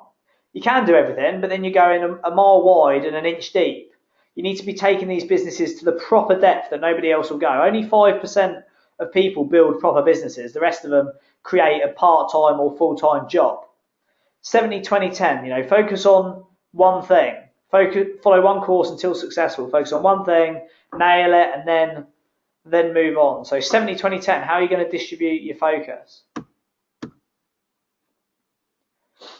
And this might all sound quite daunting. There's a lot to do. If you're currently feeling like you're at the bottom of the mountain and you've got so much to do to be able to get this ready, trust me, you're not on your own. What you need to do between now and January is spend time with your journal, spend time speaking with your team. And in order to overcome this challenge, which is sort of illustrated by the metaphor of the shark on the screen, is lots of different conversations and lots of little tasks to nail these models, to know where you're going, and then you can crack on and push forward. And you'll overcome it if you take it step by step. So how are you going to overcome this? If you haven't currently got the answers to these questions, one thing I'd acknowledge here is to work with your team and have strategy sessions to figure out what the answers are. What you don't want to do is what I did in 2011 and read Good to Great by Jim Collins and decided it'd be a good idea to start wearing a tie, and wrote a 20-page business plan of exactly what the business was going to do. Took everyone down to the pub, the Nuttall pub at Junction 26 in Nottingham, Took everyone down the pub, bought them all lunch and said, here you go, here's the business plan for the next year. This is what you're doing, this is what you're doing, this is what you're doing, this is what we're going to do. Because there's a number of things that happen there. Like, what happens is you don't get the insight of what the team think, so you're basing it on your opinion, nobody else's. They don't contribute to the team, they don't contribute to the business plan, so they don't have the buy-in to the team and the buy-in to the strategy. They're just being told what to do, and there's no accountability. If it's your idea and your strategy and it goes wrong, the easiest thing to do is for them to just blame you. The business model doesn't work, the strategy doesn't work, you didn't consider this, we had nothing to do with it. What you want to do is start having strategy sessions with your team. What I would recommend these is sessions, maximum of 90-minute sessions with your team. Sit down and with an agenda, ask them what you want to do with a strategy session is set them up, send them an email, set them up with an agenda, book it in the diary, 90-minute sessions, and sit down, allow them to prepare for it, and then ask them, 2 ears, 1 mouth, ask them what's currently working in the business. So this might be your letting agents, it might be your bookkeeper, it might be your sales team you're speaking to. Ask them their opinions. What is currently working? What's working well? What do we need to keep? Equally, then ask them what's not working. What stock are you struggling to get rid of, or what part of this process doesn't work? What problems do we keep encountering? Maybe keys keep going missing and we haven't figured out how to do that in our portfolio, or we've not absolutely nailed the arrears process and we've got tenants not paying their rent, all these sort of things. What things are working, what things aren't working? And then ask them what they want to see. What do you want to see from the business in the next 12 months? What's frustrating you? What would you like to see us do in the year ahead? What improvements would you like to see us make? What things do you think we should start to explore? Get all of their input on what they think the business should do moving forward.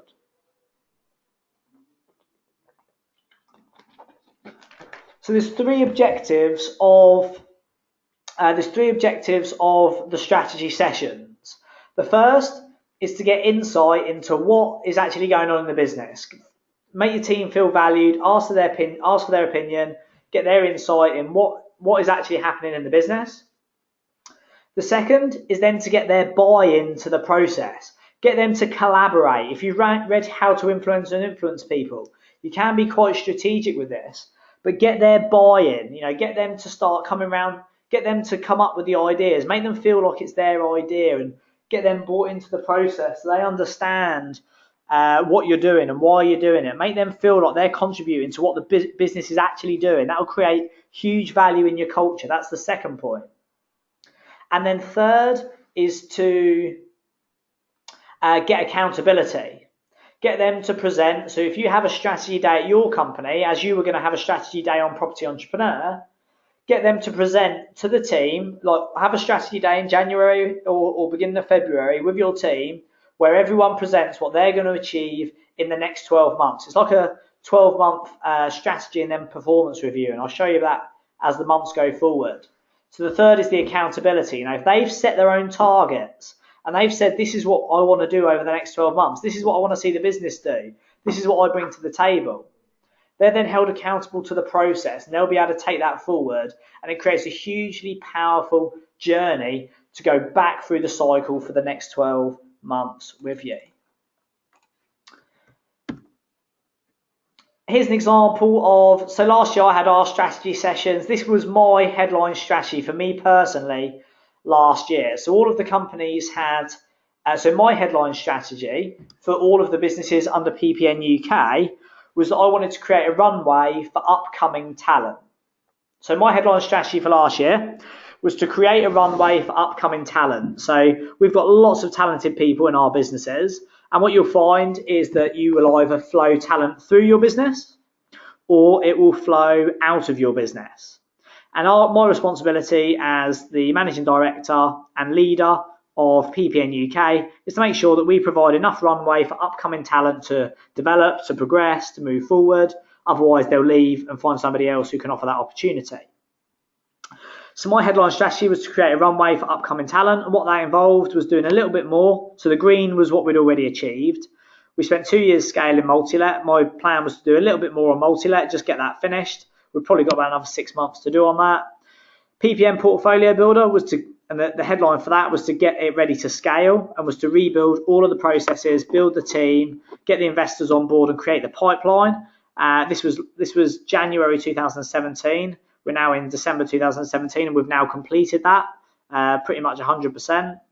Property Entrepreneur, to create the runway for upcoming talent, was to scale the program, and the headline strategy for that was create an audience. So what we did there was obviously built the portfolio with built the program out further by doing a contract with Simon to deliver Property Entrepreneur on Graduate, and that will be the stepping stone for our plans in that next year. So that's done. And then Manor House Developments, I needed to create enough of a safety net. So up until probably 2 years ago, our business was primarily HMOs. We've started doing flats over the last 2 or 3 years, and that the focus for this was for Manor House Developments to secure the finance and pipeline to enable us to move into the build to rent sector over the next 5 years, because that's what I believe is the next wave. And many of you will be aware that we now have launched Manor House Developments within a £20 million joint venture to take us into build to rent. So none of that just happened by coincidence. All of that stuff you saw happen last year was part of my headline strategy in January 2017. Moving in 2018, I'll have my own new headline strategy, and I'll of course be sharing that with you in January on the 19th. As you're considering the strategy, one thing I'd encourage you to do would be to find a wave worth surfing. And what I mean here is there's so many opportunities in the property industry. It's easy to observe the masses and just run with that. If everybody else is doing service accommodation or everybody else is doing commercial to residential, rather than try and chase the new gold rush, the new buzz, try and find yourself a wave that's actually worth surfing. If you're doing last and final offers and a property's coming on the market at Friday night and people are doing the viewing Saturday morning, and on the way out of the viewing, 30 people are leaving their offers on a clipboard. You've already missed the point. You've already missed it. You're caught up in the panic mode then. Try and find yourself a wave worth surfing. Find yourself a niche that nobody else is doing where you can just surf the wave. So Property Entrepreneur, for example, we're the only people currently doing a 12-month business in property program with the methodology that we use for Property Entrepreneur. And what that means is the board has been sold out every year for the last 4 years. We're obviously now scaling that out to a wider market. When you can find a wave worth surfing, it just makes it really, really easy to do business. We've got some of our HMO portfolios, which aren't boutique A-grade properties in A-grade locations. They're actually C-grade properties, but they're in A-grade locations. And that works really well. Or maybe you do A-grade properties in a C-grade location, and we find that works really well. Try and find a wave worth surfing and make it easy for you. There's easy money and there's hard money. Hard money is going out trying to find, a 20,000 square foot Victorian commercial to residential development that's valued on the commercial value, on the value of it as an empty office block rather than a development site. Those days are gone. That was four years ago. That's hard money. Easy money is going and looking at the crest of the wave where nobody else is operating. Find yourself a little niche.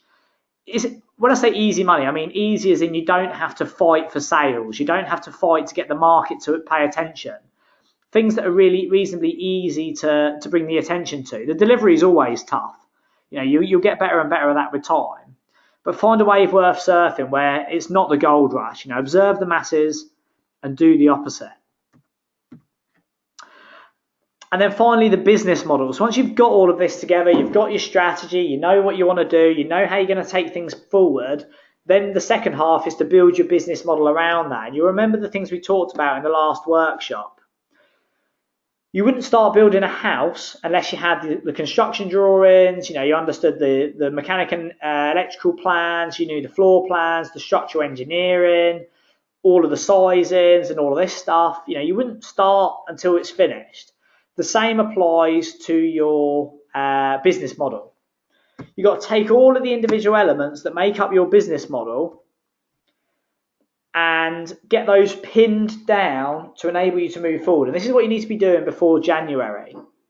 pin down all your targets, pin down all of that, and then pin down the business model. How's that going to work? So distribution of workload, how many people, who's going to do what, who's going to manage them, what are the gatekeepers, who's going to protect you from the noise, how are you going to communicate through the business, what are your revenue streams going to be, what are your margins, your client profiles, price points and margins, commercial balance, aspirations and targets. By January, you need to have all of this absolutely pinned down, because this is what you need to run with. I'm not going to go into this in a huge amount more detail, but what this is basically is you've got the targets and the aspirations and the models. What are you at, your headline strategy, what are you trying to achieve? And then the business model, this is how you actually achieve it. I'll give you a moment just to jot those down in case you haven't got them. Feel free to ask any questions if you need me to go through any of those.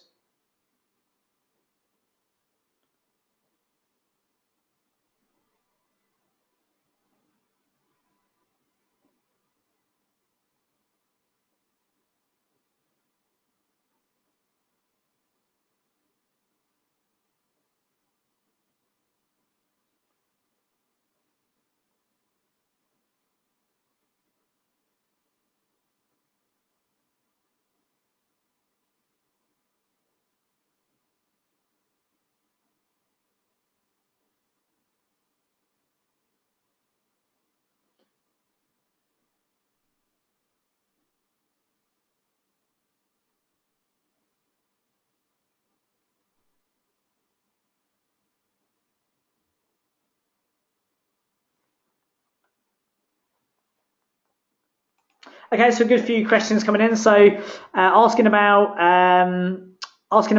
gatekeepers. So gatekeepers are people that protect you from we talk about the noise of a business. So businesses make noise, and noise is the negative stuff that goes on. So tenants chasing you for maintenance, project managers and trades calling you up, and delays and stuff like that. If you run in development projects, your project manager would be a gatekeeper to stop you having to deal with the day-to-day. People chasing you to pay invoices, a bookkeeper would be a gatekeeper to stop you having to deal with that. All-day PA would be a good automated gatekeeper to stop you having to deal with maintenance inquiries from tenants. That would be your gatekeepers. So the people, if you think about all the noise that happens in the business at the moment, your gatekeepers protect you from that, really.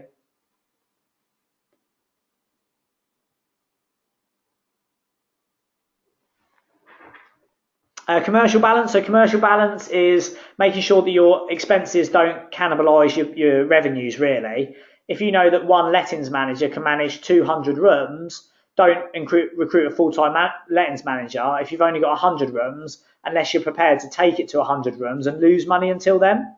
If you know that one lettings manager can run 200 units, at 200 units, you're at a commercial balance.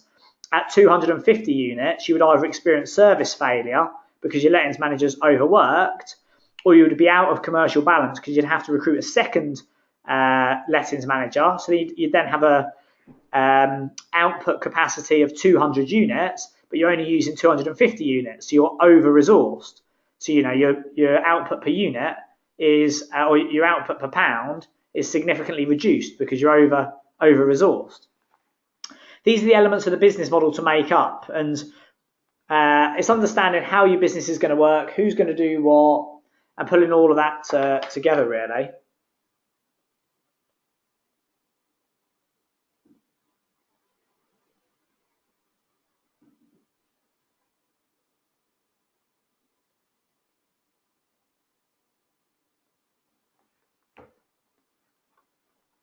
Okay, lovely. So that's your business model. That will get you the final bit, what's going to get you to deliver this. And it's going to be all of these that you're going to do on your strategy day on the 19th of January at the Crown Plaza in Birmingham. So to give you a setup, so what we're going to do on Property Entrepreneur, we do these as 20-minute presentations because obviously we have significantly less people in the boardroom. We only have, our boardroom program only ever has 15 people on, and it's a full day's program. So we do 15 to 20-minute presentations. what we're going to be doing for the graduate group is we're going to be doing 7-minute elevator strategy pitches. So you need to be able to explain your elevator strategy. You need to be able to explain your 2018 strategy in a 7-minute elevator pitch. So to enable you to do this, you're going to have to be very, very concise, very, very considered, and you're going to have to actually know what you're talking about. There's not going to be any time for fluff within this presentation. So 7 minutes, what we're going to go through. So the first, more, less, and keep. So what we're not going to do is say, what I want more of is I want some more time. So I can spend some time with my family, see my children grow up and enjoy some downtime, read some books. And then probably a little bit more less of this. It's like, right, I need more family time, less admin. I want to keep my creative, or more money, less admin, keep my work-life balance. Bang, that's done. First point, more, less, keep. What do you want more of? What do you want less of? What do you want to keep? Second, 1, 3, and 5 year plan. No fluff, no blurb. 1, 3, and 5 year plan. So in 5 years, I want the business to be worth £500,000 in its own right, generating an annual net profit of 20%, which is £100,000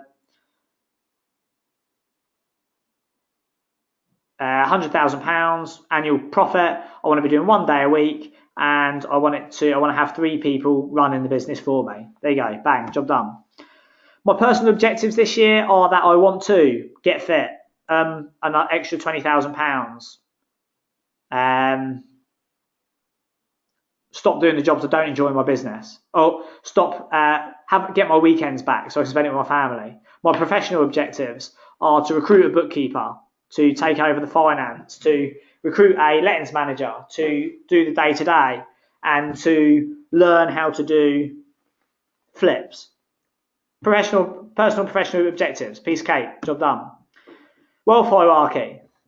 You don't have to disclose your figures here if you prefer not to. It might be I want to add £20,000 of my cash flow, make 50 grand profit and buy 100 grand's worth of assets. Or it might be I've got lots of cash flow in my business or my portfolio at the moment. I want to introduce a profit line by doing flips, or I want to introduce pension fund by doing build to rent, whatever that is. Fifth, headline strategy. So in order to do all of this, my headline strategy for this year is to take my business from being good to being great, something like that. Go from being, my headline strategy this year is to move away from being the landlord and start to become the investor. What is your headline strategy? Again, 1 or 2 lines. In order to deliver that, how are you going to distribute your focus? So 70% of my time is going to be focused on recruiting and building a team and running the business. 20% of my time is going to be on introducing processes and policies. 10% of my time is going to be on testing how to do flips by completing 1 in the year ahead. 70, 20, 10, how are you going to spend your time? And then finally, the business model. How are you going to deliver this? So this will probably be the largest part. So number 7 is your business model.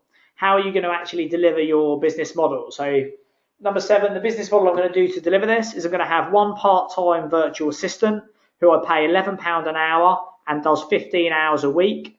I'm going to recruit a 100% performance-related pay lettings manager who I'm going to pay £200 per letting, and I expect them to let 60 lettings per year.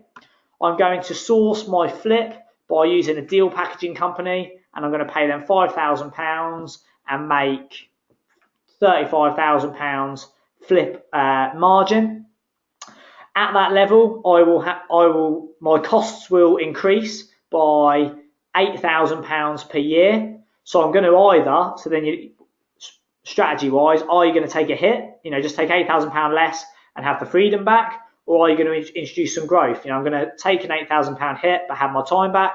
I'm going to buy my time back, or are you going to increase your revenues by £40,000 to enable you to cover the cost of or your revenues by £8,000 to cover the cost of the additional costs? So this is what you're going to need to do for your 7-minute elevator strategy. You don't need to prepare any slides, but you are more than welcome to draw diagrams in your worksheets that you've had previously. All of the models are on there. Feel free to use that. Alternatively, do it in your journal, and you can read it out on the day from your journal. They're the 7 points. You're going to have 7 minutes to do it, and that is going to be on January the 19th at the Crown Plaza in Birmingham. So just give you a moment just to jot that down, and I'll take any final questions. I've got one thing to share with you before we finish, a little life hack that I'm going to share with you, but any questions on this before we finish?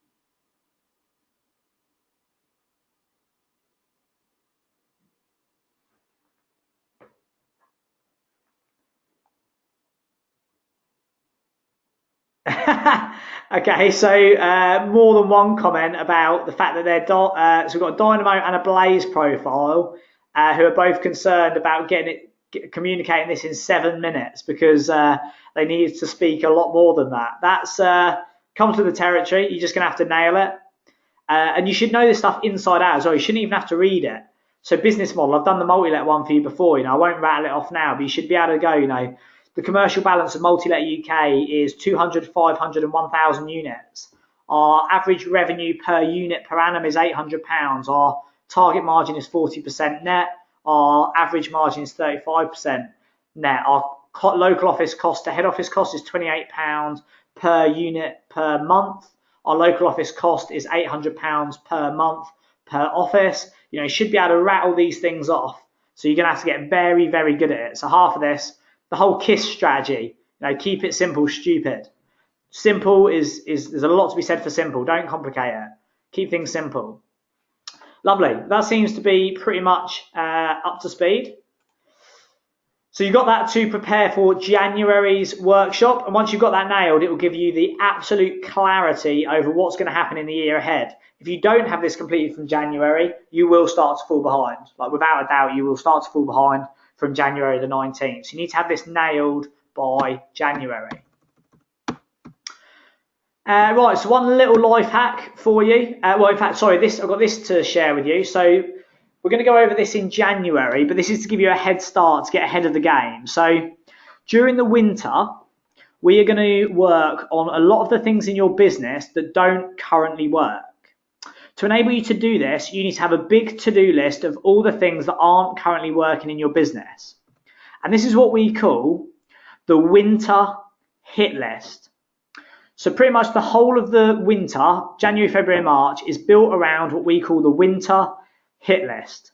This is a list of tasks and projects that are scheduled out to fix things in your business that don't currently work.